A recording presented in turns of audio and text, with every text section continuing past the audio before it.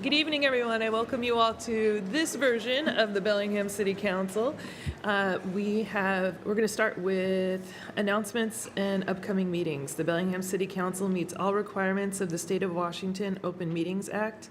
Would you all please, if you can, rise and join me in the Pledge of Allegiance? Pledge allegiance to the flag of the United States of America and to the republic for which it stands, one nation, under God, indivisible, with liberty and justice for all. Roll call, please. April Barker, Here. Dan Hamill, Here. Gene Knudsen, Here. Michael Lilliquist, Here. Roxanne Murphy, Here. Pinky Vargas, Here. Terry Borneman. Here. Okay, we're going to start this evening with two public hearings. So we'll do the public hearings on specific topics first, and then after that will come the 15-minute public comment where you can comment on anything that's on your mind about our government or our city. So the first public hearing is to consider a resolution authorizing relinquishment of a portion of surplus utility easement located within a vacated portion of Larrabee Avenue between 13th and 14th Streets. And we'll hear from Ted Carlson from Public Works. Thank you. Good evening, Council. Ted Carlson, Public Works Department. As you know, we've done several of these recently. This is a request from a property owner to have the city relinquish a utility easement that the city retained when we vacated a portion of the right-of-way back in 1952. The property is the property outlined in red on the screen off of Larrabee Avenue between 13th Street and 14th Street. The property owner would like to develop this property. It has this 10-foot wide utility easement that is encumbering the property. Public Works Department has reviewed their request to relinquish the easement. There currently are no utilities in the easement, and the city does not believe we need the easement in the future, so we've determined that it is surplus to our needs. In addition, the design and development requirements for this area of town in Fairhaven require development up to the property line so that you have kind of a zero setback up to the property and the sidewalk. So to meet the city center design guidelines for Fairhaven, they would need to have that easement removed. Staff recommends that council does relinquish the easement. Remind council that we typically do not charge for relinquishment of the easement because when the city retains the easement, we don't typically pay for that back when the right-of-way was vacated. So I'm happy to answer any questions that council may have. And again, this is a public hearing, so after the hearing, happy to answer any questions that you have. Okay, Councilmember Lilliquist. I just had one simple question. On pages, for example, 23 and 24, I think I'm seeing easement maps up and down the entire street. Do we already have easements up and down the street, just we don't, not this part? Yeah, so there will be easements elsewhere along Larrabee that in the future, if a property owner wants to redevelop that, we might be right back here doing something like this in the future. We're not recommending relinquishing all of the easement along Larrabee because we haven't done the analysis throughout that whole section on whether or not we may in the future need some portion or the easement or some portion of the easement for utilities. What I guess I'm asking is, do we already have other easements down this portion of Larrabee elsewhere in the right-of-way? Well, no, just right-of-way, and the right-of-way is adequate for anything that the city may need. And I failed to mention that when we go through this process, we do reach out to franchise utilities. So we send notification out to PSE, Comcast, Cascade, asking them whether or not they may have use of the utility easement, because when we retain the easements, they're not just for city-owned utilities, they're for franchise utilities as well. So we want to make sure that all of our franchisees also say that it's surplus to their needs, and that is the case in this scenario. They have all said it's not needed for them. Council, anything further? Seeing none, we'll go ahead and open the public hearing and just ask you to please remember to be respectful of each other, to not boo, to not clap, to not hiss, or anything of the like, because we like to respect everyone's opinion and encourage the freedom of speech. So we'll go ahead with the names on the list. There are no names on the list. Okay, is anyone wishing to address the council regarding this easement? Seeing none, I'll turn it back over to the council. Councilmember Knudsen. I move passage of the resolution. Second. Okay, the motion has been made, and I'll give the second to Councilmember Hamill to pass the resolution authorizing the relinquishment of surplus utility with a vacated portion of Larrabee Avenue. Is there any further discussion? Seeing none, all those in favor, please say aye. Aye. Those opposed say no. Motion carries unanimously, and that closes this public hearing.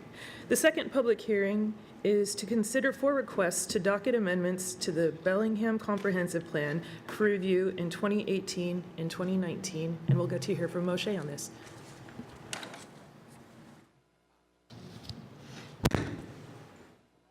Sorry about that. Good evening, Council. Greg Ockett, Planning and Community Development Department. With me tonight is Director Rick Sepler and Moshe.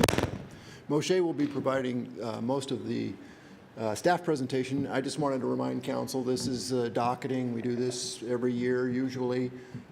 We review all of the requests for comp plan amendments that we get. We apply the docketing criteria that Moshe will go through, and Council decides which ones get on the work program. We're not at this point talking about the merits of each of the proposals. This is just whether or not you want us to consider this in the coming year, whether you want us to spend time on it, both our time, Planning Commission, and your time. So unless there are process questions, I'll go ahead and let Moshe get started. Council, any questions? Seeing none, please proceed. Good evening, Moshe Quinn, Planning and Community Development Department, and this is for the public hearing for the 2018-2019 docket proposal for a public hearing for the next amendment cycle. The city received 4 docket applications. One that's located in the city center neighborhood for an update to the waterfront district subarea plan. The second proposal is located in the York and Seaholm neighborhood to update the Sandwich Way Urban Village. The third proposal is located in the Sandwich neighborhood to amend the Bellingham Municipal Code as well as the neighborhood plan in regards to a prerequisite consideration for San Juan Boulevard being a designated arterial, as well as the realignment of Governor Road. And the last proposal that will be in front of you is a proposal to amend the Bellingham Comprehensive Plan to add policy language in regards to the preservation of mobile home and manufactured home parks in the city. I first just want to go over some of the review criteria that each docket proposal is reviewed against. The first is that there's resources available to review the proposal in the next amendment cycle. And then the proposal needs to meet one of the 4 following criteria: that it represents an issue addressed in the comprehensive plan or neighborhood plan. It demonstrates a potential to serve the public interest, as well as it serves the public interest to look at it with the next amendment cycle, and it addresses circumstances or changes community values or updates information, or if there is a state law change that requires an amendment to the comp plan. So the first proposal was made by the Port of Bellingham to update the waterfront district subarea plan, which was adopted in 2013. And so this proposal will be evaluated against the current 2016 comprehensive plan for text amendments throughout the plan, as well as it also looks at street alignments throughout the sub area in regards to Greenery Avenue and Laurel Street. It also looks at parks within the area. There was some modification to Waypoint Park as well as the Whatcom Waterway Park in that area, so that this update will address those modifications. As well, it also improves the view corridors as well as public access within and through the sub-area. Also, the port is also looking at adaptive reuse for the board mill building and alcohol plant. Other amendments that would also run concurrently with this update is amendments to the development agreement, the planned action ordinance, facilities agreement, and the waterfront district permitting handbook. So that'll all run concurrently. The next proposal is to update the Sandwich Way Urban Village Plan, which was adopted in 2009. And so this one as well will be evaluated against the current 2016 comprehensive plan. As well, it will add elements from the pedestrian and bicycle master plans to the urban village plan itself. Staff also proposes to look at the goals and policies and other improvement standards to make it more user-friendly for the public.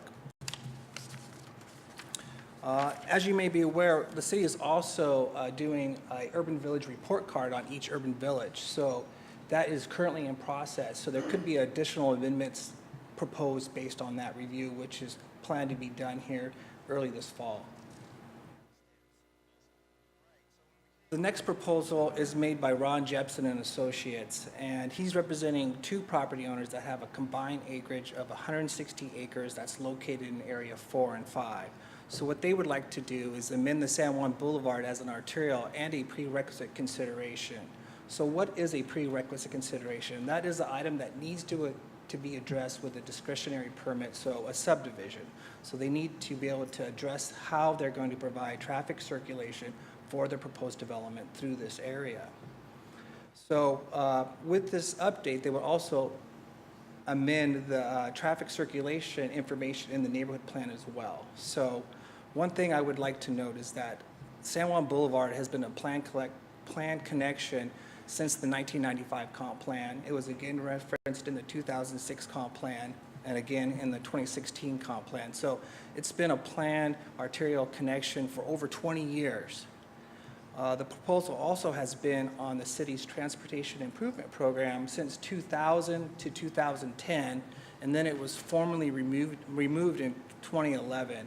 And some of the circumstances with that is because the financial cost of putting in that road connection due to steep slopes and other environmental constraint made it very costly and challenging to put that connection through by the city.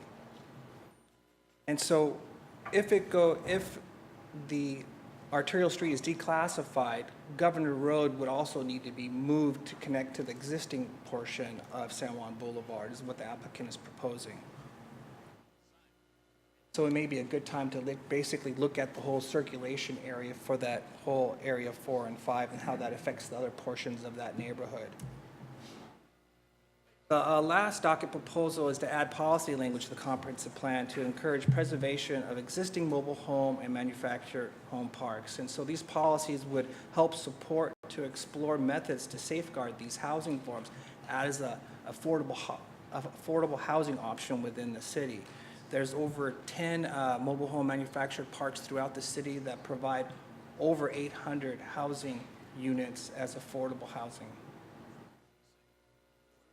The Planning Commission held a public hearing on May 17th and determined that all 4 proposals met the docketing criteria and recommended to City Council that they be added to the list of comprehensive plan amendments to be reviewed in the following year. And that concludes my presentation, and I can address any questions that you may have. Council. One quick one. Councilmember Knudsen. What time next year, what month are we looking at? all For four? final approval, you mean? No, to go through all of them. Well, once the docket is set, then we start with Planning Commission, public hearings and work So it'll- sessions. We usually run that through the fall and into the winter, and then when they conclude their work, it comes to you folks. Okay. Council, anything further? You want to kill that microphone or what, Greg? Anything further, council? Seeing none, okay, let's go ahead and open the public hearing. We'll go forward with the names that are on that list.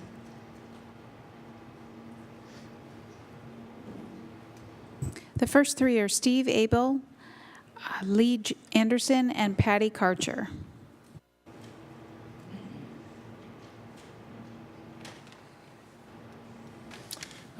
Good evening. This comment is directed at the proposal 0004 regarding what's going to happen up on the top of Samish Hill. My name is Steve Abel, and I'm the president of the Samish Neighborhood Association. The 2007 major revision of our neighborhood plan included multiple references to how development should proceed up at the top of Samish Hill. There was considerable concern about development outrunning infrastructure, particularly transportation infrastructure. Therefore, provision was made in the revised plan to require that infrastructure be either already in place or would be built concurrently with development. The City Council approved the revised plan. It included the extension of San Juan Boulevard as a prerequisite to provide an east-west connector to service new development and to relieve existing narrow and hilly residential streets from carrying speedy pass-through traffic. Let me say that again. The council's approval of this plan in 2007 represented the city's commitment to honor the transportation infrastructure requirement. We're hoping that the council in 2018 will maintain that commitment. As you contemplate removal of the San Juan Boulevard connector from the comprehensive and Samish plans, don't think for a minute that the need for an east-west connector will also disappear. It will not. The justification for an east-west connector is the same now as it was in 2007. Its purpose then and now is to provide traffic from new development a quick and direct route on and off the hill and into the city. The absence of a connector means that all new residential construction and especially emergency service traffic will have no choice but to filter through a few existing residential streets in Samish and Puget neighborhoods. Looking ahead, an amendment to the comp plan must satisfy all 5 amendment decision criteria in BMC 20.20.040B without retaining a prerequisite for some kind of east-west thoroughfare, either a revised version of the San Juan Boulevard connector or some other new road with the necessary capacity. A future proposal to amend the comp plan in this way will almost certainly fail criteria numbers 2, 3, and 4. If this amendment process is docketed, which seems likely, please be prepared to require a new transportation plan that creates an east-west arterial that can handle enough traffic to keep the load of new development traffic off of existing residential streets that were really not built to handle that kind of a load. Thank you for considering my remarks.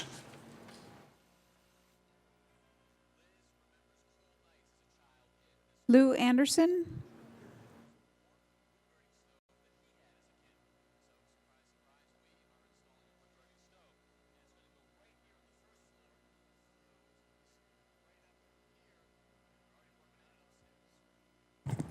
Len is going to come after me in case I don't articulate everything we wish to say. I'm Patty Karcher.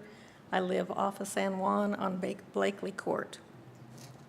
We have many concerns about the punching through of San Juan Boulevard. One of the big ones is safety to our neighborhood.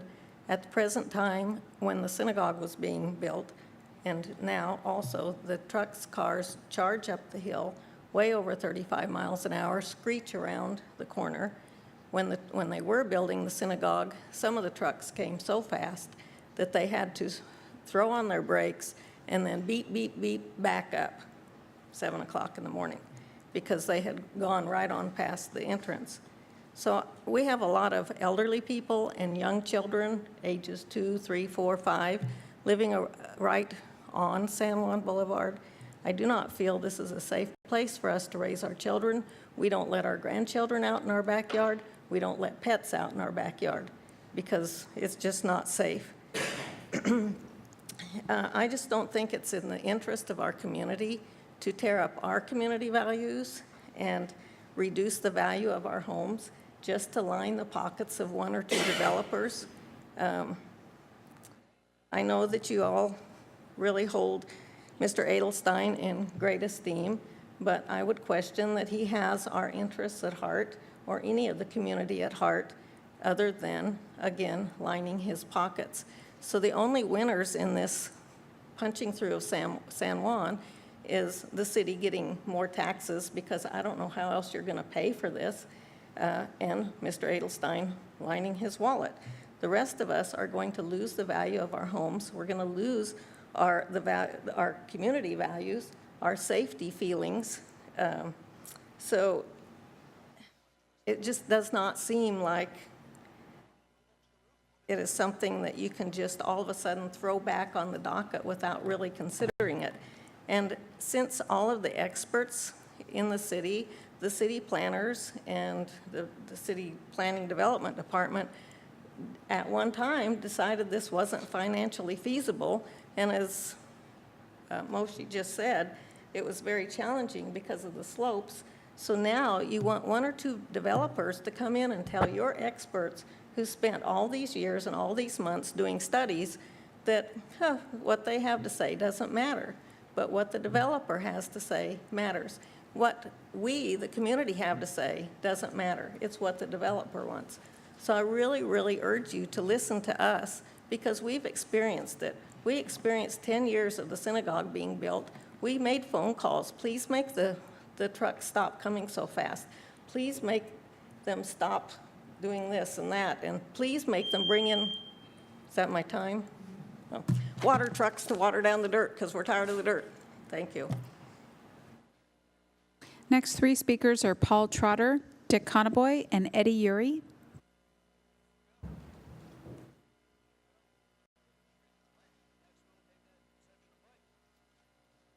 Good evening. My name is Paul Trotter. I live at 1900 Blakely Court, which directly faces San Juan Boulevard. I strongly oppose the docketing and development of the San Juan Boulevard connector for several reasons. My wife and I bought our home in 2012, and at that time, the San Juan extension was not part of the comprehensive plan. We were looking for a home in a quiet, safe neighborhood to start our family, which we did. We now have 2 young children, ages 2 and 5. My children play in the front yard, which again directly faces and touches San Juan Boulevard. I'm now gravely concerned for their safety if San Juan Boulevard becomes a high-traffic thoroughfare. It's obvious that this extension will undoubtedly be used as a motorist shortcut through our neighborhood for people trying to bypass Lakeway Drive during busy times. In closing, I sincerely urge the council to consider these 3 questions. Is this safe for our neighborhood? Is this necessary to disrupt the existing livelihood of tax-paying homeowners in these surrounding neighborhoods?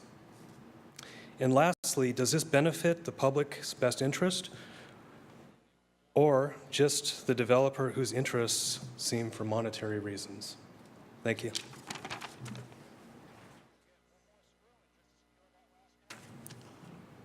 Good evening. My name is Dick Conaboy. I live on South 46th Street in Bellingham, up near where this area is located. I think the important thing that Moshe indicated at the beginning was, are there resources available to handle this at this time? And I think it's very important to consider that, since I think this is going to be an extremely time-consuming effort to go through the San Juan connector and what might replace that. Now, I live right near Puget, which is a non-arterial arterial. It was not built as an arterial, as I've been given to understand. And the thought of any of this project back there on Samish Hill coming through the neighborhoods, and about the only way you can really bring it through is either on South 47th or Racine, which is also 48th Street. And having all that traffic dribble down Puget, it's going to create a nightmare because it wasn't meant to handle that. And that's why I'm saying we're going to get into all sorts of problems with this that are going to be extremely time-consuming. Unfortunately, when this docket proposal came up, there is no real project-specific recommendations. There are some notions about how it might be done. And I think that if you're going to want to change an entire neighborhood plan to accommodate some developers, that they ought to come forward at the time they want to docket it with a proposal about how they're going to do it, not just a notion that we want to eliminate the San Juan connector and then we'll figure out what to do later.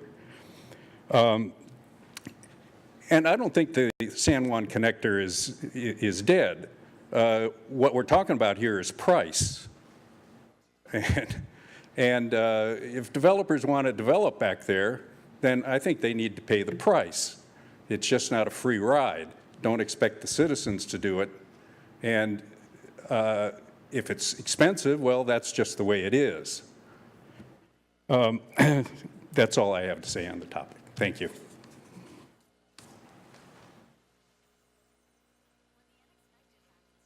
Eddie Uri.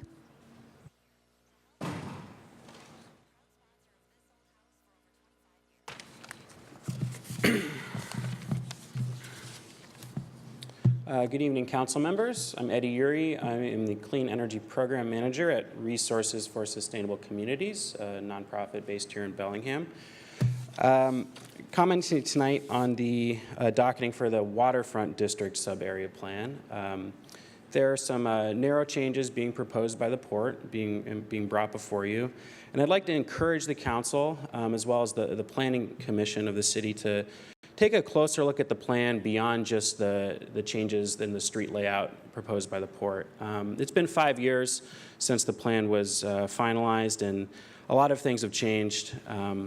And when I look at the waterfront, I see the future. I see something like a blank slate, where it's going to take decades for development fully to fill in this new area of downtown. But that's the future of Bellingham. So the decisions we make right now, the guidelines we set right now, are going to shape the future of the city and what that means for us living through into the next century.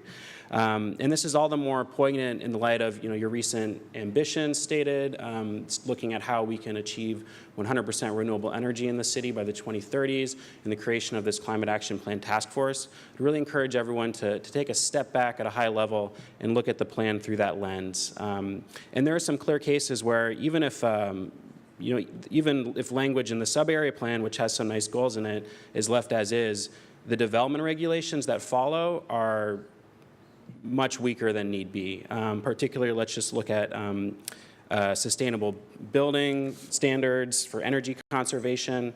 New developments, buildings can qualify to these development regulations by using Energy Star appliances and having some motion sensor light switches, and that's all they have to do. But in 2018, there's so much more possibility for green building. There's innovation happening. We can build net zero. We can build very low energy use, low water use, and we can also lower the carbon footprint of the buildings through the types of materials used and the sources of those materials.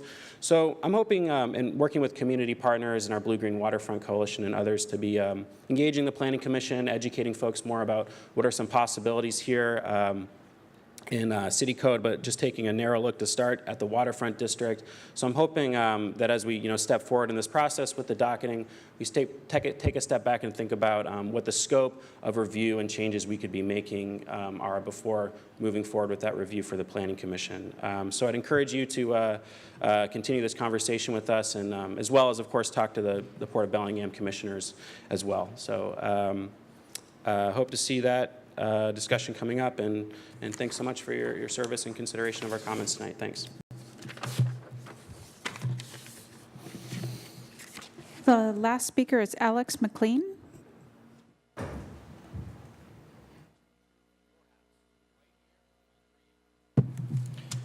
Alex McLean, I live in Happy Valley. I'd agree with the critics that were concerned about the San Juan connector.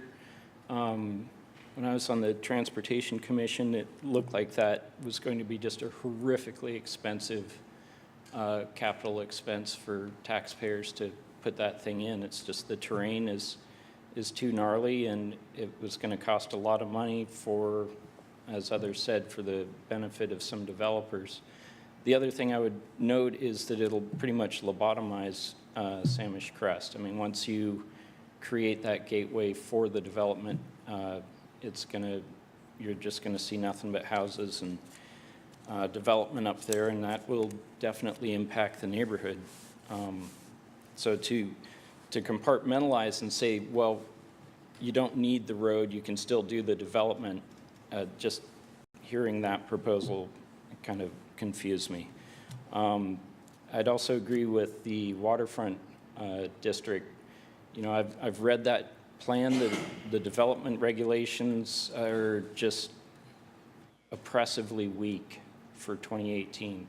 We can do so much better, and this community is so supportive of green building. And like Eddie was saying, we've got the Climate Action Plan now, we've got the Clean Energy Challenge, we've got all these options on the table, and it seems like if you have the idea of a sustainable future and some document that says, yeah, we're going to have zero, we're going to have net zero energy or green energy, you have to put in the teeth in the proposal.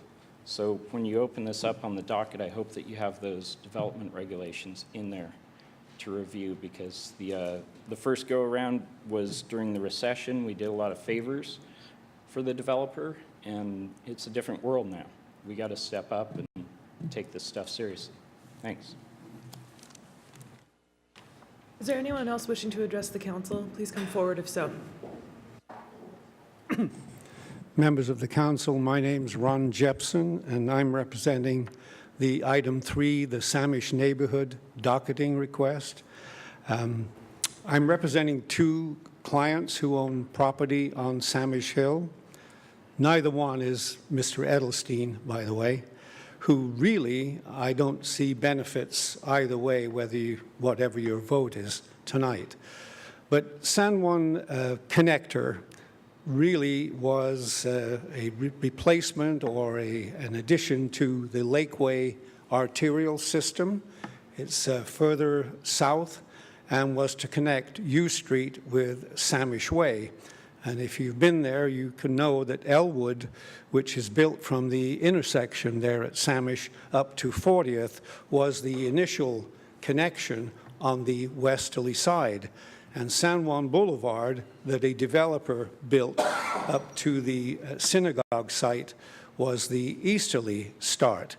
But the city embarked to build the middle piece with a substantial federal grant that maybe the Public Works Director could comment on, but decided that the price turned from, I heard, $6 million to $12 million to build that connection through there.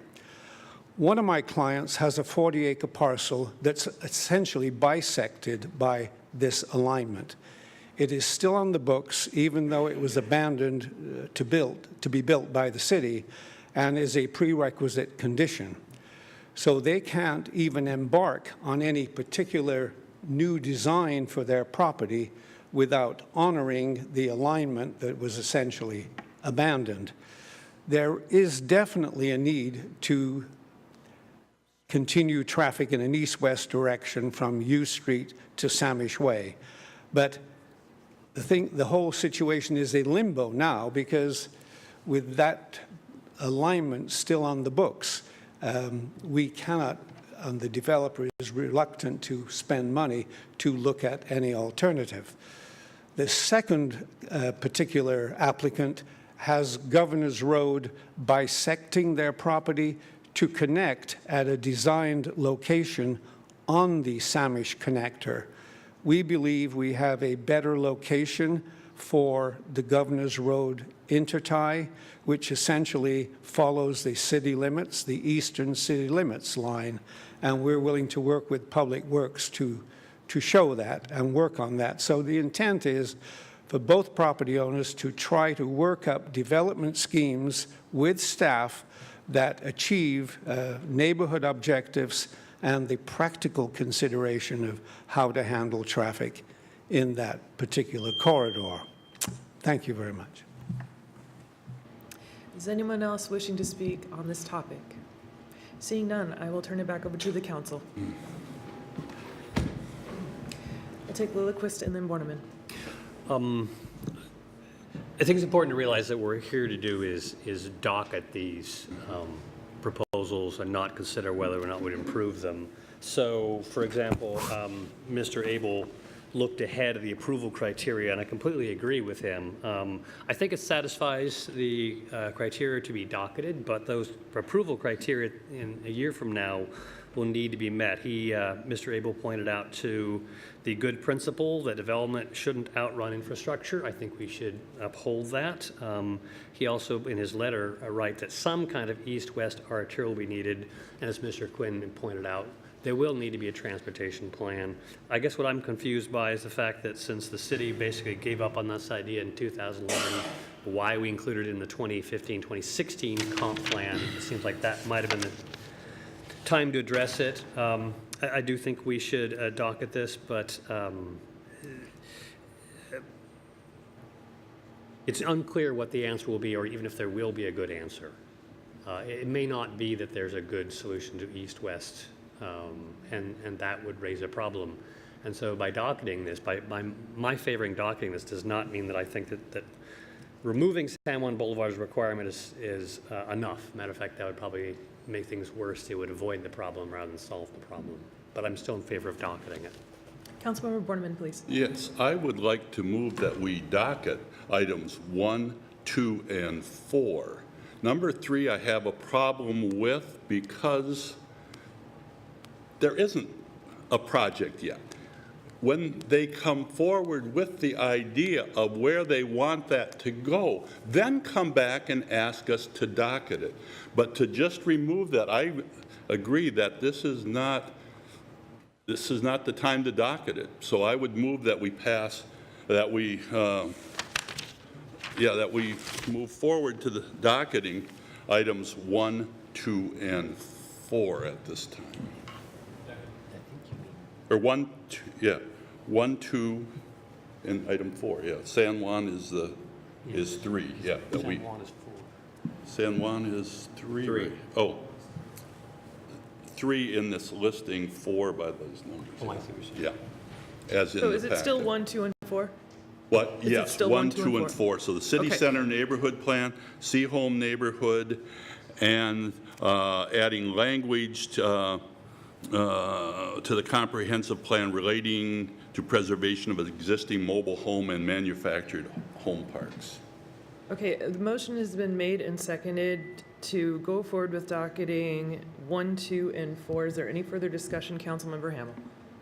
I just wanted to inquire with the planning director as far as precedent in terms of Councilmember Borneman's motion as relates to not having a project in hand for item number 3. Is it typical to docket an item with no project? Item 2, reason. I'll let Greg start and I'll follow. The transportation plan in the neighborhood plan is out of date. It doesn't have really a lot to do with these projects that are proposed or not proposed at this point. We have a transportation plan that's out of date and needs to be updated. And while the property owners have made this proposal and they're certainly interested in the outcome, we see this as primarily a city-initiated proposal. We've got a transportation plan that's out of date. It's reliant on an improvement that either can't be built or will be built at tremendous cost. And so we think it's an appropriate time to look at the transportation plan in this part of the neighborhood. It may be that once this work is completed, San Juan is still the best alternative, although expensive, but maybe it still is the best alternative. There aren't great alternatives that jump out at you right away when you look at the map and you consider the terrain and the environmental situation up there. But we think it's an appropriate time to take a look at the transportation plan, both in the comp plan and the neighborhood plan, irrespective of whatever projects are contemplated at this point. Okay. The other thing I just wanted to say quickly, process. When we've done this in the past, we've always voted on these separately. Never packaged them like this. Doesn't mean it can't be done. I'm just. Councilmember Borneman. Yeah, just curious, Greg, why didn't you state it that way? We want to docket updating the transportation plan. The way it's written is specific about the San Juan and how it relates, so it would be a different way of looking at it. But that's not how you related it. Now you do, What's in the packet is what came from Mr. Jepson and the property Okay. owners. Councilmember that's Hamel. Well, thanks for providing some clarity in terms of the packaging component. So is the function of docketing the third item to provide a pathway for staff to examine the transportation plan? I mean, why would that be necessary? So the bottom line is, this is an issue we need to look at. Now, whether we do it now or we do it at some point in the future, as a sub-regional issue, sub-neighborhood issue, we've got to solve it. Because clearly we have a line on a map that isn't feasible to allow for development. And it's not, it's our intent is areas that we can serve that aren't critical areas should develop to provide housing choice. So we're going to get to this one. What prompted it coming forward at this time is private interests who basically need this to be resolved by the city have sort of prompted us to bring it to the fore at this time. It was not on our work plan. This would put it on our work plan. and we would have to work to it. I should note that this is a heavy lift. There's no guarantee this would be ripe within a year's time and could be considered as part of the annual amendment process. And as Greg, I think, said very appropriately, we may not be able to find a solution that addresses all the ends. But it is something that we likely should take a look at. Councilmember Vargas, and then I'll take Borneman. Two quick things. Docketing is just reviewing, and it allows us to plan and allows us to look at our future, and we have to figure out housing, and so I think we should have an opportunity to be able to figure out if something works or not. So I would support all 4 packages being in there. And then side note, I just wanted to address something on the waterfront. I do think there is an opportunity for us to look at building standards and look at how we are in alignment with our climate action plan and how we're doing our planning. I mean, if you look at this, we have 33 acres of park and 60 acres of streets. That doesn't seem right to me. I feel like our streets should be a lot smaller, more walkable, and we should be focusing in alignment with our climate action plan, and some of those streets seem gigantic. Now, granted, this is not what we're talking about right now, but I want us to start looking at these things in the future about how we are going to be in alignment with our climate action plan and making sure that we are using this property to the best advantage that we could have for our future. Councilmember Borneman, please. Yes. Back to item 3 and the transportation plan and need to do greater study. Can the department bring forward to the council plan to study that area for transportation hookups and connections separate from this one, which just removes that, the San Juan Boulevard as the plan? Can that happen without it? Initiated by you? Yeah, and I think Ted Carlson can speak more specifically to that, but just as a point, having the property owners participate, especially if it needs for dedication of right-of-way or alignment, is in something we think is in everyone's mutual benefit. So having them participate, whether it's done, initiated by their action and carried forward by us, or whether initiated by our action and they participate, I think Ted can comment on that more specifically. Yeah, Ted Carlson, Public Works Department. I think Greg and Rick said it well. A plan needs to be developed for the hillside. What the developer will be doing is working with the city to develop a scope of work on what that transportation plan will look at, what are the issues that need to be addressed. So they won't be just looking at removing one component, which is the San Juan Boulevard connector. They'll be looking at how do you serve the hillside to accommodate the development that's been identified as in the comprehensive plan as part of the land supply. That's how we're going to meet our growth. We need to understand how the area will be served. And all the things that were addressed during public comment were good comments. They need to be addressed. Infrastructure absolutely needs to be developed in line with development. I mean, that's concurrency, that's state law. That has to happen. None of that will change with evaluating whether or not the San Juan Boulevard alignment is the proper way or the best way to serve the hillside. Has been stated before, it may be. There's no preconceived outcome of this. There's going to be a study. The scope of that study will be done in collaboration between city staff and the developers, the applicants, and their professional engineers. To answer Councilmember Lilquist's question is why didn't this happen during the most recent comprehensive plan update? At that time, staff didn't have the resources to move forward and just study the hillside and do a transportation analysis and look at how do we serve the hillside if San Juan Boulevard was removed from the comprehensive plan and from the zoning tables. Now, as Rick Sepler mentioned, we have a proponent that's bringing the issue forward. They'll be doing much of the work in conjunction with the city, so they're not going to move forward with a plan that's not approved in terms of the scope and all the things that will need to be addressed and identified. So it's a collaboration between the property owner and the city. Councilmember Lilquist, and then Councilmember Knudsen. Well, again, I'd like to indicate that I think the docketing decision is different from the approval. Removing San Juan Boulevard and doing nothing would be a mistake, and there's no way I would approve, and I doubt there's no way the staff would bring forward just removing San Juan Boulevard, regardless of what the application says. You say you'll be working with the affected landowner on the scope of work. I assume you're also working with all the affected landowners in the neighborhood on the broader transportation plan.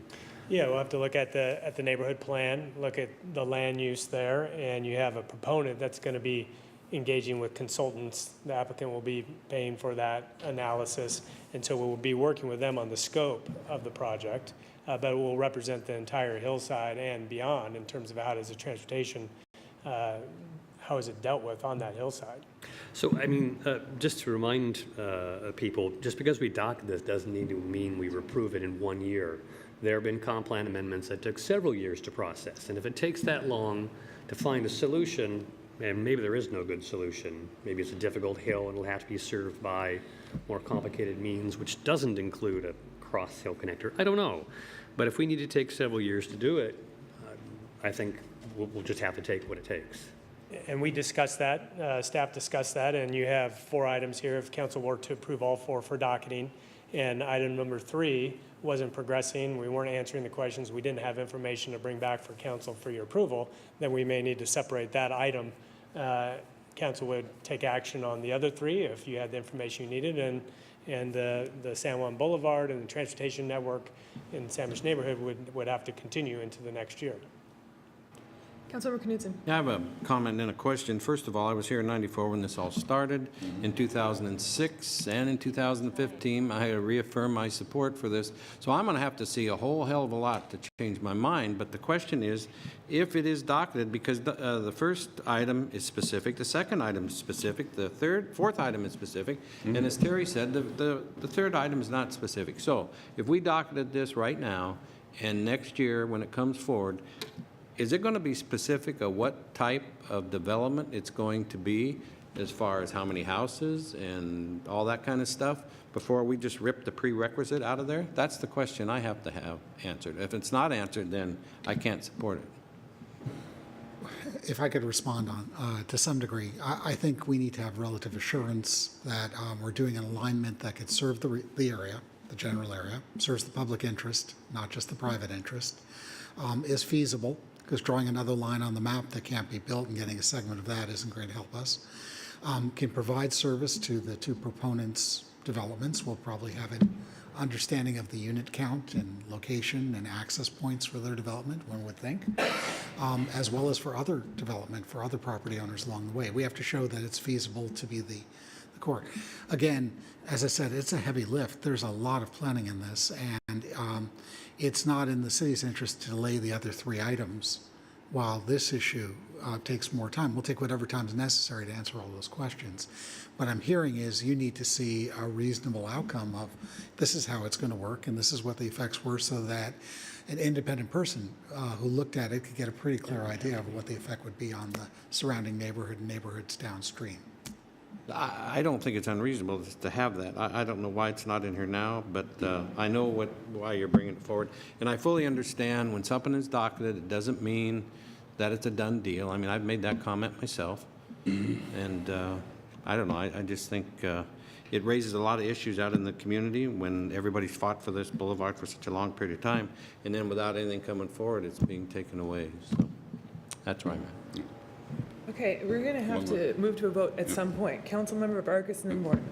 I just have a quick question, because this area is considered in our 26 comprehensive plan in regard to the numbers of houses that we can allocate, is it not? So therefore, determining whether it's actually buildable land and usable land determines whether or not we can expand, bring in our UGAs, or annex other areas. So this being unknown for us is not helping us move forward. Okay, Councilmember Borna, I forgot Councilmember Barker. Yeah, I just wanted to say why I brought this motion forward for these 3, because these are the 3 I can support. If we pass this one, if somebody else wants to bring it forward, and it looks like you probably have support for that, that's fine, but that gives me the opportunity to not have to vote for the one that I don't think should be done this way. The plan should be done, but it should have been written in such a way instead of this way. Okay, Councilmember Barker. Well, of course, I support all of them, and Pinky, you said exactly what I was going to say. So we did have a lot of critique from various different organizations from all sides of the political aisle that we were counting land that wasn't developable, yes. It sounded weird. And I think it's important for transparency's sake, when opportunities like this come up, we really dig in and we make sure that if we're going to count that land and saying we're going to meet the Growth Management Act by putting this land in it, and if it's not feasible, we need to take it out, and then we need to know where we're going to put those homes somewhere else. So we absolutely, and I think in order to, I think sometimes it seems not very obvious, but I think for the people who are living around there, it could give you more assurances in the long run. If we can't prove this, it shows a larger record of what's going on and why that's not there, so we can move on and start deciding where we're going to develop somewhere else. So I do agree that this doesn't mean, yes, we're just automatically going to do it. And I think if you've watched this council, you'll have a pretty good understanding that we pretty much follow. When we say we want to do something, we hold staff to making sure those things come back, and we follow that part. So I understand you not wanting to support it, feeling like it didn't come forward in the right way, but I absolutely, for all the criticism that we got during the comprehensive plan and setting our land and not annexing, I think we have to do things whenever they come up like this. So just so it's clear on that, I'll support yours, and then I'll be happy to bring forward the third one, and we can get through this, or we can move it to, or we can vote no and then do all four, yeah. Okay, Councilmember Lillquist. I'd like to shift to the waterfront. I know what's brought forward is mostly about a realignment of streets and then everything that has to be realigned when you realign the streets. But, you know, I voted for that waterfront plan, and it had some bad elements in it. This gives us a chance to fix that. For one, the misguided street plan and the contorted access, I'm glad that's being fixed. But the energy standards were weak to begin with. The employment goals for the entire waterfront development were non-existent. The housing goals and the sideboards on them are now years out of date in a changed housing market. I note that on page 235 of the packet, there's a very important set of statements I want to clarify. It says that amendments to the development agreement, the planned action order, and the facilities agreement will be proposed concurrently with sub-area plan adoption. That's my interest. The development agreement and the facilities agreement are actually, in my opinion, more important than the plan. The plan is a controlling document, but the plan doesn't actually put legal sideboards and legal requirements and obligations in any party. That's actually accomplished in those other documents. And so my interest is that in docketing this, I want to make sure that when we open up those other agreements, that we look for an opportunity to fix some weaknesses that were built into the plan to begin with. I see no problems with the street realignment. I see no problems with the port's proposal, but I do see problems that continue with the waterfront, and I would like to know that when we open the waterfront plan, we look at those areas of weakness and we address them too, so we don't have to redock the waterfront plan or go through some other process to amend those agreements. So I guess my question is, what does it mean when it says that those will be, those amendments will be proposed concurrently? What is staff planning on doing to those agreements concurrent with this comp plan amendment? Well, the way I interpret it is, again, this is a proposal that comes from the Port of Bellingham, who've requested us to amend the plan that affects an area of their property specifically. They are partners in our planning process of this. They have indicated desire. We've worked fairly cooperatively to deal with a number of the issues you've identified, and on the face of it, it seems fairly reasonable. The dialogue between the city and the port is healthy at this point, and if there are additional issues of concern, they're going to come out during public testimony and be considered. Although this is a sort of a narrow fix that's being proposed, public comment and discussion by the Planning Commission can respond to that comment on the issues that come forward. When it comes to the other agreements, to ensure consistency, any changes to the plan need to be reflected in the accompanying agreements. At this point, the port is not proposing to change any of the issues that you've addressed, specifically in terms of sustainability of those matters. Is it in the purview of the council to consider that? Certainly. But I would strongly suggest we work in concert with the port to evaluate those. I agree, and I think the dialogue with the port is healthier. I've talked to a port commissioner. I'm hoping at least a second port commissioner will be willing to look at those issues as well. If we're opening up the comprehensive plan and these development agreements, facilities agreement, I would definitely look to talking with the port about addressing pre-existing weaknesses, but in no way which would slow down the aspects which I think are less controversial. Okay, I'm going to call the question because we have people waiting to do public comment. So the motion is to docket items 1, 2, and 4 as comprehensive plan amendments. All those in favor, please say aye. Aye. Those opposed say no. No. They could be in You're no? trouble. Okay, Point of so order. They could that bring those fails. three back. There were 2 in favor and 4 against. Wait, 2 in favor. Wait, I just voted aye. so 4 3 to in 3. favor, 4 against. 4 to 3 against. Okay. Okay, can you do a roll call, please? Because I couldn't hear how people voted. Jean Knudsen, Aye. April Barker, Dan Hamel, No. Roxanne Murphy, No. Pinky Vargas, No. Michael Lillequist, Aye. Terry Borneman. Aye. Okay, Yeah. so that motion failed. Okay. Point of order for the parliamentarian. Okay. When there was a no vote there was a vote just now to not docket 3 items. Since there has been a no vote on that, the people that voted to not docket, I believe, according to Roberts, cannot now bring up the motion to docket those 3 items. No, according to, Just ask that question.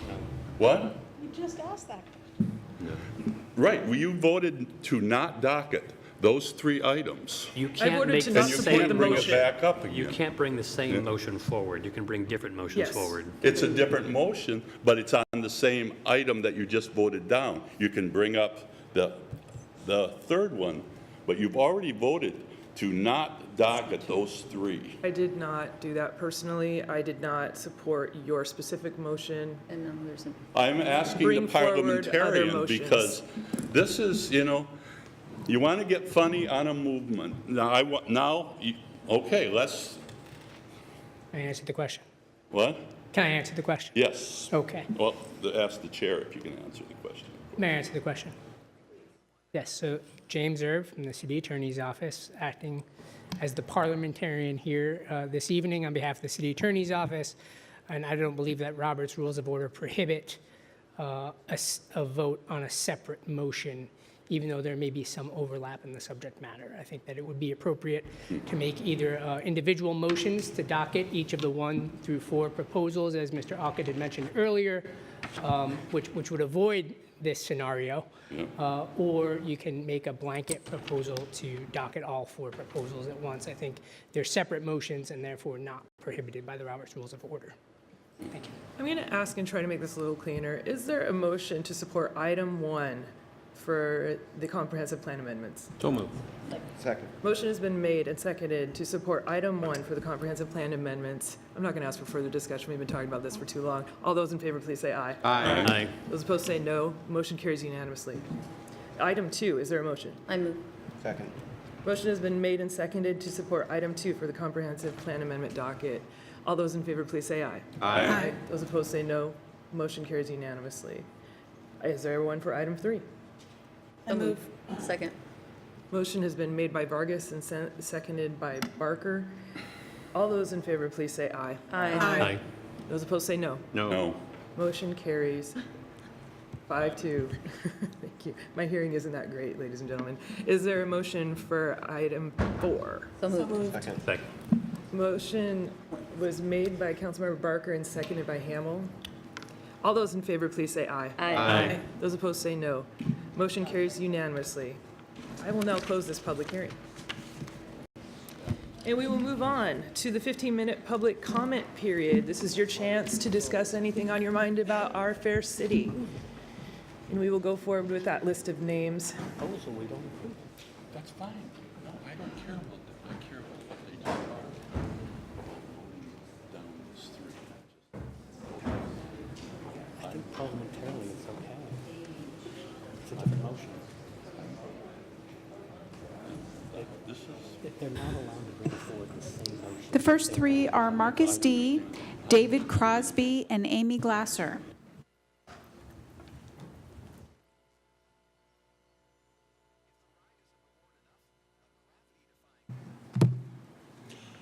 Hello, I'm Marcus D. Many of you have seen me in here before representing other things. Tonight, I'm here to talk to you about a specific RCW in our state. It is RCW 38.40.120. This nearly 100-year-old law is a law against open carrying of weapons while marching or organizing with those weapons or gathering with those weapons. I will read this to you quickly. This is an unchallenged law, by the way. This has been vetted. Authorized military organizations, 38.40.120. No organized body other than the recognized militia of organizations of this state, armed forces of the United States, students of educational institutions where military science is a course, a prescribed part of the course of instruction, or bona fide veterans organizations shall associate themselves together as a military company, or organize or parade in public with firearms, provided that nothing herein is construed to prevent authorized parades by organized militia of another state or armed forces of foreign countries. Any person participating in any such unauthorized organization shall be guilty of a misdemeanor. I have been alerted to an open carry group in our area representing Whatcom County and trying to normalize open carry, trying to recruit within Whatcom County, and attending our marches and demonstrations with loaded weapons, shouting about how much safer they're going to make us all if everybody here has a gun. These are loaded weapons. They're very clear about that. I've, over the last 2 months, I have been in very good touch with the prosecuting attorney's office of Whatcom County. I've gotten a lot of help. I've spent hours inside the office hammering out what's going on with this law, what are these people doing in our county, in your city, and how are we going to proceed with this law? This law has been vetted through that office. This law has been, I've been told by that office that, and through that after checking with ELFO, that this is going to be enforced in Whatcom County. So I'm not requesting it here. I am actually really demanding that we need to enforce this RCW. The fact that it's not getting enforced puts thousands of people in danger with loaded weapons. Anybody could take these people's weapons. It puts your officers in danger because they feel that they have no power to do anything about this. And that's just not right. That's not correct. In fact, it's your duty. As the leader of Open Carry Hammers, I thank you for your time. There's hundreds of us who will be at the Pride March, and so will they, I believe. I hope you're there and ready. Thanks.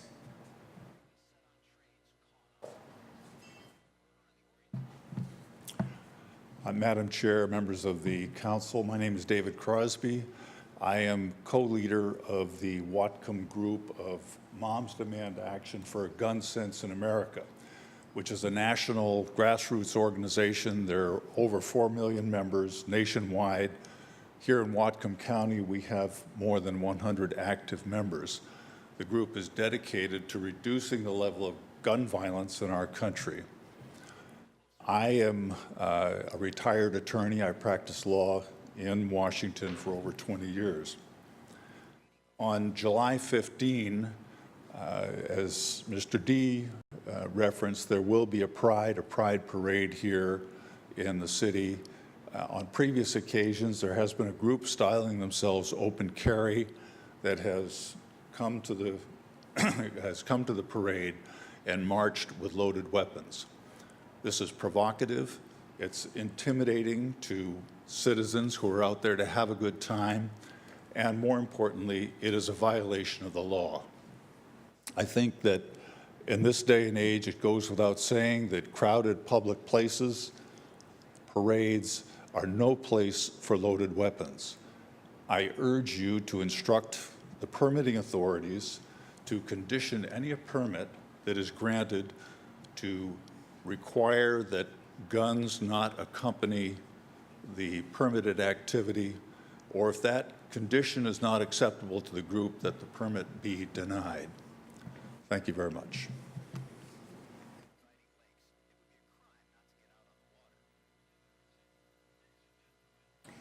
My name's Amy Glasser. I live in Bellingham. The more I look around this town, the more I see every single corner just with somebody with a shopping cart, somebody who's homeless, older than absolutely everybody here and possibly older than everybody in this room. And I can just sympathize with the idea of carrying around your life in a shopping cart when you're 75 years old and you've got a cane or a walker also. So I was just recently in San Francisco, and it's amazingly exaggerated there and terrible. So I'm hoping that the council will really work on that storage now. I know that you've been working with a program, and there's going to be a pilot project, but there's got to be, with all the money that seems to be floating around for homes and developers to be able to make roads, that there's got to be some warehouse somewhere that you can get some college kids or somebody from the city to build storage for people so they don't have to walk around with their life and be embarrassed and humiliated when people talk about them. So that's my first thing. My second is I want to express a concern about the continued ticketing of people who are sitting on the public streets. That's criminalizing homelessness. I explained my story last time about how I know it's all about the homeless people, not about others. I am confused as to why RVs and vehicles are still getting ticketed when there aren't any signs restricting parking and there's no mess or noise outside them. Yet I know of people who have called me and continue to say, I thought we were allowed to park here as long as there wasn't any parking restrictions and we weren't bothering anybody. But yet they're still getting tickets. I'm sorry the mayor isn't here, but I wish you guys would stop listening to her when she says that 900 plus complaints were made to the drop-in center, and if the people were scattered around in smaller programs, we just have 900 complaints in all areas. Any good social worker would tell you that if you don't have 200 people in one room and you actually have small programs, you're not going to get as many contagion factors when it comes to escalating violence and problems. Please listen to me and the people in the community who know this stuff. Don't make another committee. Just ask. This is Michael. You're a psychologist. You know this stuff. The last thing is, the mayor last time we had council meeting gave credit for our showers, the new showers now, beautiful truck, to the mission. I listened to the end of the recording because I left a little early, and she said, we're working great with everybody, and we're going to be hoping to put together some nice little shower program, and we thank the mission for the shower van they have now. For God's sakes, it was parked right out front, and it said Homes Now. I believe, and I don't need you guys to do it because you didn't say it, although you didn't correct her either, is that she needs to do a public apology to Homes Now.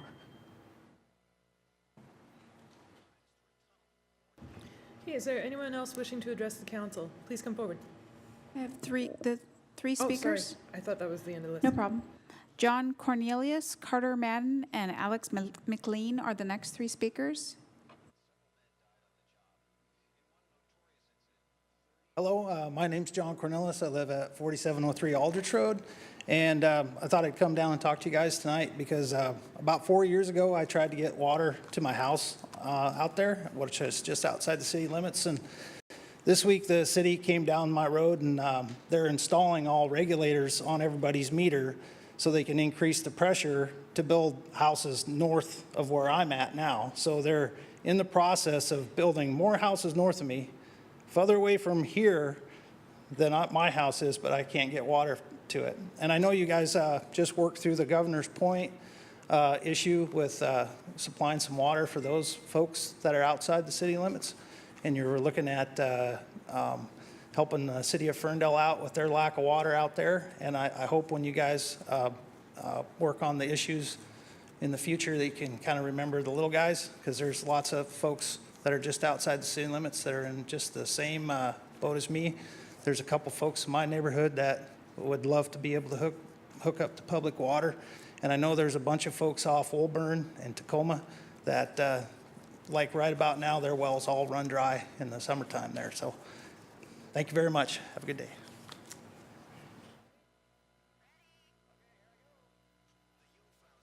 Carter Madden.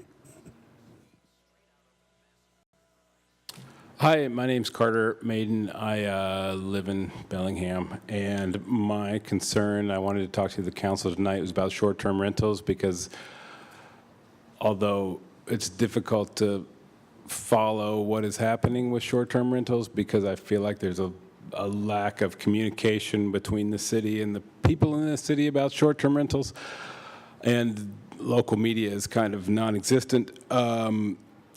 But I understand there was some planning commission meeting today, or council meeting today, or work session, something about short-term rentals, and my neighbors came to me and said, hey, can you please go talk to the council about short-term rentals, because we have been negatively affected by short-term rentals in my neighborhood. The bottom line for me is I don't want businesses in my neighborhood. And that's kind of like exclamation point. I don't want businesses in my neighborhood. I don't care if it's like consistent with housing.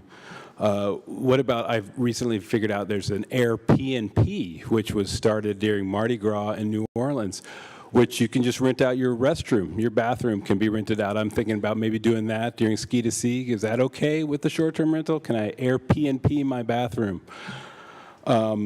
Also, what about hourly rental? I think maybe some people might be interested in hourly rental. There is a website for hourly rental of bedrooms. Is that okay with the short-term rental? I don't want businesses in my neighborhood. There's also a dog rental, bark and borrow.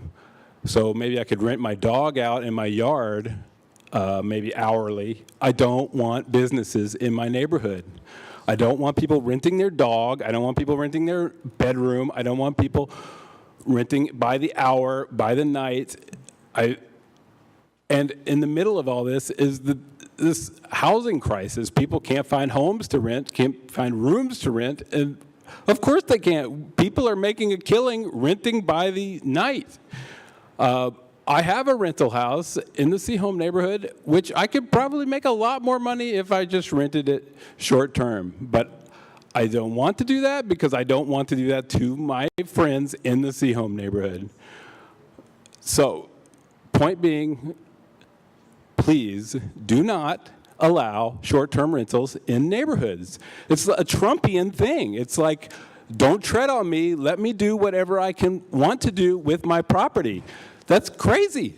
I moved here because it's a liberal town, not because it's a don't tread on me town. Let me do whatever I want to do to make money. So please do not allow private businesses to run in my neighborhood. Thank you. Last speaker is signed up as Alex McLean.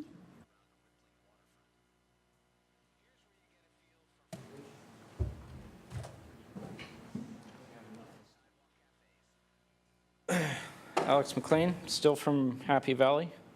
I have to congratulate Terry. That is an impressive caffeine addiction. I think that even rivals my own. I'm here tonight to revisit the hyperbole and hyperventilating that I offered a month ago over the bus barn. I've done some more research and pestered some more folks on this. I was mistaken last month when I thought it was $500,000 budget. It's actually a $2 million budget to improve the bus barn shed. It seems like a pretty impressive commitment to a facility that's, in my opinion, quite obviously in a wrong location. A lot of my gripes are in that pamphlet that I handed you, but I'll recycle them now. You know, it just seems to me that you can't have 70 or 80 diesel buses parked directly on a creek that we've spent $5 million just a few hundred feet up from there to restore and, you know, reclaim the habitat of that creek. And then the city property, just a few hundred feet down, we're saying, well, we'll just put 70 or 80 diesel buses there for all foreseeable time. In fact, we're going to double down and spend $2 million to build this new shed to make sure that we do it for all foreseeable time. Out in the county, you know, with the Hearst decision, you can't have a damn cow within 100 feet of any creek. So how is it legit that, you know, this body or, you know, the Bellingham School District can get a pass and say, well, you know, sure, we're going to put 70 or 80 diesel buses on the creek? Yeah, it gives me renal failure just trying to process that because it doesn't make sense. So what I'm offering this time is, you know, I've pestered the folks at Greenways. I can't remember if it's Janet or Janice there. I talked to Ron Cowan at Bellingham Public Schools. He's the facilities manager. And he said they never once looked at relocating the spot. It's in their committee notes that they were supposed to. They never once did. And so they're just kind of plowing forward. They're like, you know, this has always worked. Why would we change it? Well, we have to change it. You know, like with other things that were said tonight, we're in a different era, we're in a different age. It doesn't make sense that we restore part of the creek and then ignore the other part just because it's convenient. So yeah, maybe, you know, it's 3.5 acres, maybe chop it up, give Greenways a chunk, give the neighborhood a little park, maybe some housing, and then help the school district find a better location. Thanks. Okay, now is anyone else wishing to address the council? Seeing none, I will close the 15-minute public comment. Oh, come forward, please. Sorry, I didn't see your hand up. I'm going to speak very fast. Okay. My name is Deborah Starry. I live at 1206 East McLeod Road. Honorable Mayor Linville, City Council, Bellingham staff, please accept my sincere gratitude for your service to the City of Bellingham, my home since 1975. I'm one of the original STR owners in Bellingham. In September 2014, I learned about STRs, specifically Airbnb, at my weekly Toastmasters Club. A member gave a speech on Airbnb. I never heard of it before. I looked it up on the www. I said to myself, I can do this. And to be honest, I said to myself, until the government closes me down. Thank you, Mayor Linville, for supporting owner-occupied SDRs. I did my research. I called the city to find out what permits I needed, and they said I didn't need any, or they said they didn't know. It was a new business model. But the staff employee did mention that he used an Airbnb in Portland and really enjoyed the experience. I contacted the state. They said they are in the process of making rules for STRs. I needed a business permit, and I would have to file every year and quarterly with Bellingham. For the past 4 years, I have done so. I followed the Washington Department of Revenue's personal transit rental business rules. I have a copy here. 4 years, I filed and paid my B&O taxes and occupancy taxes. Not all STR businesses are unlawful, as one council member stated at the June 18 CC meeting. I did not attend that meeting. I watched it. Thank you, COB, for meeting media. Airbnb for the past 2 years takes occupancy taxes directly from guests' reservations and pays the state. It may not be a lot of revenue for Bellingham, and as one COB's financial staff brought up, but I gently reminded her that it all adds up to pay yours and others' wages. I started our STR business, Tall Cedars, using the Airbnb platform for 3 reasons. 1, to create a lived-in look, to deter criminal activity to our property and provide a sense of security, another topic on another day. To prepare for retirement, our STR will help with the continuing cost of living increases. And number 3, I enjoy meeting people from all over the state, country, world. Owner-occupied STRs 365 for a year. I follow Airbnb, and it's not a perfect business by any means. I heard a Becky Malloy speak on June 18. Please watch her public comment. Review it. She said it all. I agree with many past speakers that city ordinances are needed. I do not support multi-unit buildings used as STR, and I can't imagine that the COB would allow downtown taxpayer-subsidized apartments that were meant for low-cost housing to be used for STRs. I do not support non-owner occupied homes or apartments, especially in high-density areas such as WW or WCC, to be used as STRs. Nobody should be kicked out of their housing for STR commercial business. STRs such as these are definitely a cause for housing increase and shortages. Council, I encourage... There you go. Okay, now we will close the 15-minute public comment and move on to our council standing committee meetings. The first is Public Works and Natural Resources, and today that was chaired by Councilmember Borneman.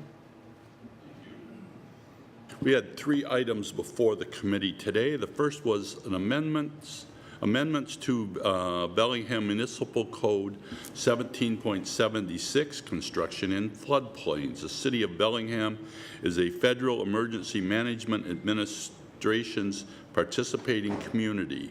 FEMA is requiring minor amendments to Bellingham Municipal Code 17.76, construction in floodplains, in order to meet FEMA's minimum standards as required by the National Flood Insurance Program, the NFIP. The proposed amendments are minor and are designed to minimize damage and losses due to flooding within floodplains, as well as maintain and improve both floodplain functions in terms of floodwater conveyance and the protection of essential fish habitat.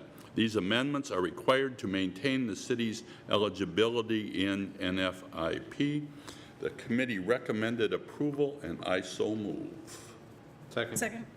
Motion has been made, and I'll give the second to Councilmember Knutson regarding amendments for construction in floodplains. Is there any further discussion? Seeing none, all those in favor, please say aye. Aye. Those opposed say no. Motion carries unanimously. The next item was a contract award for job order contracting, JOC, RFP number 29B-2018. Per City Council direction, the city solicited a request for proposals on 4/26/2018 to select contractors for a federal and state approved public works construction process called job order contracting.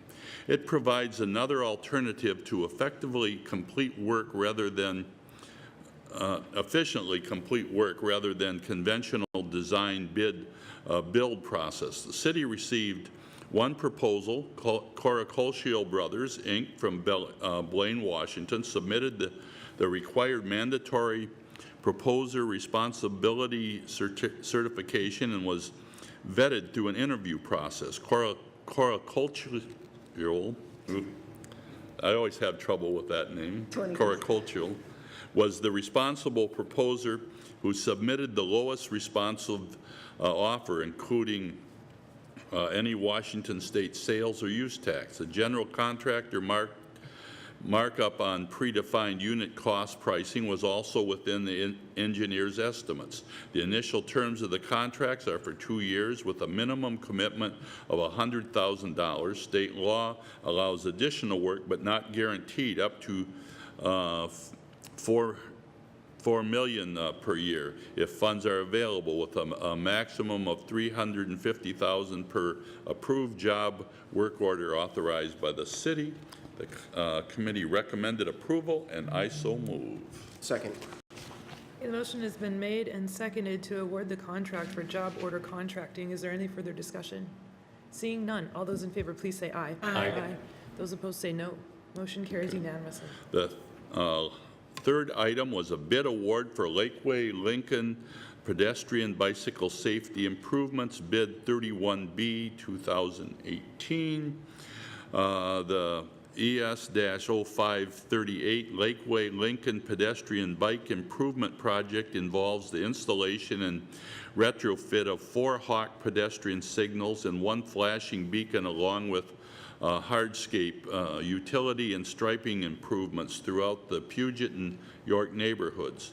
The city received 8 bids, which were publicly opened on June 25th, 2018. Corricultural Brothers, Inc. was the responsible bidder, who submitted the lowest responsive bid of $1,749,722.80, including any Washington State sales or use tax. The engineer's estimate was $1,650,718. The committee recommended approval, and I so move. Second. Okay, the motion has been made and seconded to award the bid for Lakeway and Lincoln pedestrian and bicycle safety improvements. Is there any further discussion? Seeing one. Yeah, I just wanted to Councilmember make one comment that Vargas. came up through committee this afternoon, is that I asked about the bicycle plan going all the way down Lakeway into Holly Street, into our downtown, and that is in the future, so it's not been left out. So just if people are wondering, that this will come up later on in the plan. Okay, council, anything further? Seeing none, all those in favor, please say aye. Aye. Those opposed say no. End of committee reports. Motion carries. Okay, we will now move on to planning and community development, and that was chaired by Councilmember Lillquist. Thank you. The Planning Community Development Committee had one item for us, was consideration of a draft ordinance establishing regulations on short-term rentals. This was the first work session on this topic. We're going to have at least one other. It was an initial discussion which ranged widely across a number of issues and different ways that we could limit any negative impacts of short-term rentals. We identified preliminarily a few areas of general agreements. For example, on owner occupancy requirement in single-family areas, there was positive comments on that. And there seemed to be general agreement on concern about the conversion of apartment buildings into short-term rental hotels. We also identified areas that merit greater discussion and more relevant information is needed. All those items, both areas where there's potential agreement, potential future discussion, will come forward at the next meeting. We'll try to handle them one by one and then bring it forward to the Committee of the Whole for consideration. Our next meeting will probably be on July 23rd at the next meeting. So July 23rd, we'll take it up. I would say that there were 2 people tonight here who spoke to the short-term rental, and it's kind of unfortunate that they didn't stay around to hear this report. And I'm hoping that they will hear about it, and I'm hoping they will watch the afternoon work session. If there's not enough information out there in the public on this, the best thing I can say is you've got to watch us when we have these deliberations, because that's when we're actually doing it, and that's when you learn where we are. And the answer right now is we're not in any one place yet. End of committee? So end of report. Okay, great. Thank you very much. Next, we'll hear from Finance and Personnel, and that was chaired by Councilmember Hamel. Thank you, Madam President. We had one item today as part of our ongoing discussion on municipal finance issues. The Finance Committee had its ongoing discussion on financial planning and capital funding. This is a high-level discussion on the capital facilities planning process, and this is for information only. End of committee report. Great, thank you so much. Next, we'll move on to Committee of the Whole. We had 3 main agenda items. The first was a 2018 fireworks enforcement update. That was for information only. I encourage you to watch the video from earlier today if you're interested in that topic. The second was bid award for Civic Stadium North Grandstand re-roof. And the committee earlier today recommended that we award the bid to Skulton Roofing, and I so move. Second. Motion has been made, and I'll give the second to Councilmember Knutson. Is there any further discussion on this? Seeing none, all those in favor, please say aye. Aye. Those opposed say no. Motion carries unanimously. The third item was elected officials' salary options. So the city has done some research on the compensation for our judge and of our council members. And what that research indicated is that our judge needs to be paid more, and that the council members make enough money. The council disagrees that we make enough money. We think we deserve more money because, boy, these jobs are demanding. So we provided direction on what we wanted staff to bring back to us. And the direction was to figure out ways that we can pay the judge more and possibly think about ways that we can compensate the council in relation to an executive team position that is paid the least. So that may move our salary from about $24,000 to $34,000. And this would happen only in the next term of the council. So we would not be voting to establish this immediately for us as council, but whoever may run for this office and win in that next term. So staff will be bringing this back to us at a future meeting. Okay, now we'll move to approval of minutes, and we have regular council meeting minutes from June 18th. Move approval. Motion has been made and seconded to approve these committee meeting minutes. Is there any further discussion? Seeing none, all those in favor, please say aye. Aye. Those opposed say no. Motion carries unanimously. Old or new business? Councilmember Vargas. I just wanted to remind everybody that Pride weekend is this weekend, and we have a parade, and encourage everybody. It's one of my favorite parades in Bellingham. And also, as Mayor Pro Tem, I asked for a Pride flag to be raised tomorrow, and it will be raised for the entire week until next Monday. Thank you. Councilmember Hamel, please. Thank you. I just wanted to report out that Councilmember Barker, as well as County Councilmember Buchanan, and one of the staff members from their probation department, Bruce Van Glup, and I were awarded a MacArthur Foundation grant to go to San Francisco and be trained along with technical assistance being provided for a year on preventing young and adult incarceration. So we went through a series of different types of trainings, and we will be provided financial assistance through the National Association of Cities, the National Association of Counties, and one other entity that I'm completely forgetting right now. But basically the point is that the work that Bellingham and Whatcom County has been doing on our incarceration prevention, and the city in particular with electronic home monitoring, the GRACE program and other items has gotten us some national attention, and we're able to benefit and bring those items back to the community to help with our criminal justice reform efforts. Great. Council, anything further? Councilmember Barker, could you give an update on the Birchwood International Market? Oh, well, first of all, thank you to Councilmember President that stepped in, because I was out of town with our family trip. So thank you for coming and opening up the market. So part of the strategies of dealing with the lack of food in the Birchwood neighborhood is to really bring some attention to the area. So there's several things, and one of them is working with Sustainable Connections, and the city is a sponsor of the event of the Birchwood International Market. It's a very grassroots effort. When you come, a lot of the vendors you see are artists from the area, the lowrider group that live in the area, all kinds of pretty cool. And even a Taekwondo instructor from the area that's working with kids. So it's every Friday, last Friday of the month through September. And it starts at 6 o'clock, and it's in the old Albertsons parking lot, which hopefully will rebrand as something different. But I think everything like this really points to bringing support to that neighborhood, to know that we are looking for options. And the more people see it as being an attractive and fun place, and really seeing the people for who they are, I think the more likelihood we are to get some of those solutions. And with that, I will say, the mayor did approve the bridge that goes over Squalicum Way that enters right into the Birchwood neighborhood there. That bridge is called the Old Coal Mine Bridge, and I don't know if you've ever noticed, but it has kind of a tattered railing across, and the neighborhoods come together with business owners and very unlikely partners. Well, I shouldn't say unlikely because they're there, but I mean, there's biker groups and all kinds of others that are going to paint that bridge the colors of the rainbow. It's a project that's going to happen on the 21st and the 22nd of July, so we tried to get it to happen before Pride, but it is a grassroots effort. So if you'd like to come by and participate in that, we're going to be calling it the Peace and Diversity, or the Unity Bridge. So a fun project that you'll be able to see the results of that at the Birchwood Market as well. So thank you for bringing that up, and thank you for going and opening it. It was very special. Yeah, definitely. There's great things going on in Birchwood, and I just want that community to know we support it for everything that it's going through. Okay, is there any other old or new business? Seeing none, I will move on to executive session and provide a report on that. We just had one agenda item. It was a potential property acquisition. Staff provided information on a potential property acquisition for information and discussion. No action was taken. And that closes the executive session. We'll now move on to the mayor's report.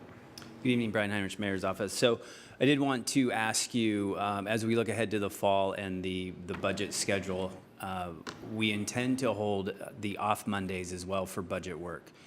We've done that in the past. We did that in 2016, so I wanted to run that by you and see if that was still of interest to council to do that.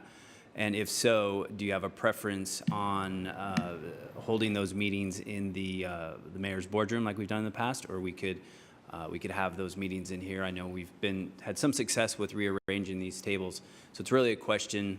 You don't necessarily have to answer it right now, but I would like you to think about it, just so we can prepare and start planning for those meetings. Again, it won't start until October, but it'll be here before we know it.